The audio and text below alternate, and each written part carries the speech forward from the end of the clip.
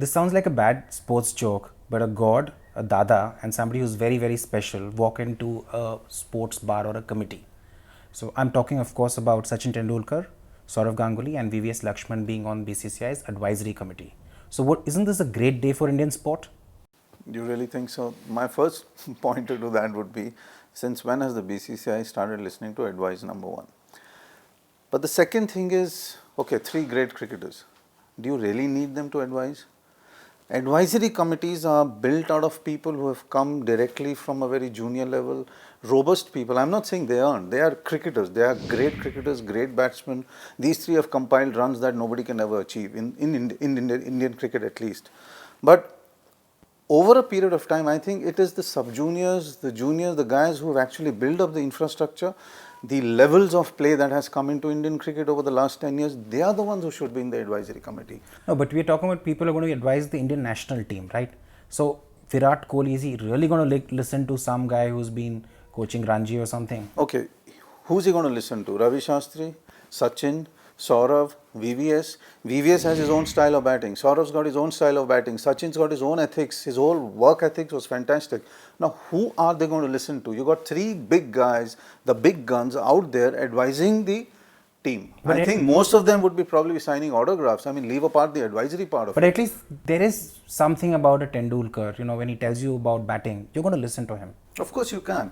I mean, if he goes and tells Rahane that, okay, your bat is coming down from this angle, fantastic. But does he need to be an advisory committee for that? I don't think so. I think that is the job of the coach. Then what is the coach doing there? But only technically recently speaking, we don't actually have a coach right now. I think Ravi would become a great coach. I think he has the right credentials. He is one of those cricketers who we really have not taken him to a level, or we really haven't praised him too much. He's one of those captains who could have captained India for a long time. He was an exceptional cricketer. He was a guy who really did hard work on the field. Shastri is the correct choice. But Ravi Shastri just went on record and stated that the Indian team does not really need a coach. No, I don't buy that. I think every team needs a coach. At some point of time, batsmen go through a crisis. Virat went through a crisis. He overcame it with a coach. Now, whether it was Ravi, whether it was Duncan, we don't know. But somebody advised him. Right. You always need a coach. Whether it is Sachin, you still need a coach, because at some point of time, a particular bowler is going to pick you out. International cricket is all on big screens now. Everybody out there is looking to pick a weakness. And Virat's weaknesses or anybody's weaknesses are there for everybody to see. So if a bowler is being tactically advised by his own coach, okay, this is Virat's weakness, right. Similarly, Virat also needs somebody. Now that could be Ravi, that could be Duncan, that could be Sachin, that could be Saurav, that could be VVS. But who? You need one guy. You can't have a whole school of coaches, out there. Fair enough. But coming back to the advisory committee, what are they going to do actually? I seriously don't know. I don't know what is the three-man advisory committee going to do. What is Sachin going to advise on that the BCCI doesn't know? What is Saurav going to advise on? He already is with the Bengal Cricket Association.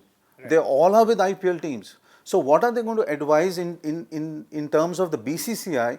Under 19, under 17, under 14, under 15, under 16. I don't see VVS, Saurav or Sachin grinding it out with an under 14 national team. No, I don't even think they need to do that. I just think that just having them associated with Indian sport is just great. If they're out there, they bring a certain luster to Indian cricket, which they wouldn't if they were sitting in their houses wherever. They are not the poster boys anymore.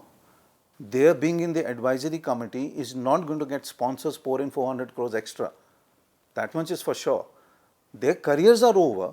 Now what they need to do is go back to their state associations, go back to probably the school they came from and start building from there.